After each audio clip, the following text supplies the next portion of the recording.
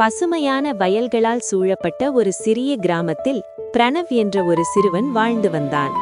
அவன் பள்ளியில் மிகவும் வேகமாக ஓடும் மாணவரும் இல்லை, வகுப்பில் முதல் மதிப்பெண் பெறும் மாணவரும் இல்லை.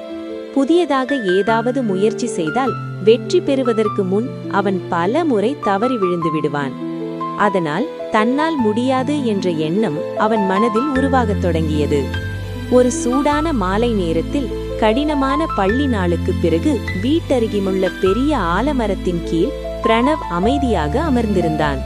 அவன் தரையை நோக்கி பார்த்தபோது தன்னை விட பல மடங்கு பெரிய உணவு துண்டுகளை சுமந்து செல்லும் சிறிய எறும்புகளை கவனித்தான். ஒவ்வொரு எறும்பும் சிறிய கற்களையும் ஆழமான மணல் பிளவுகளையும் கடந்து போராடிக்கொண்டே சென்றது. சில எறும்புகள் வழுக்கின, சில எறும்புகள் கீழே விழுந்தன. ஆனால் அவற்றில் எதுவும் நின்றுவிடவில்லை. பிரணவ் அவற்றை மிகவும் கவனமாக பார்த்தான். ஒரு எறும்பு பெரிய கல்லின் மேல் கனமான உணவுத் துண்டை ஏந்தி ஏற முயன்றது. அது மீண்டும் மீண்டும் கீழே விழுந்தது.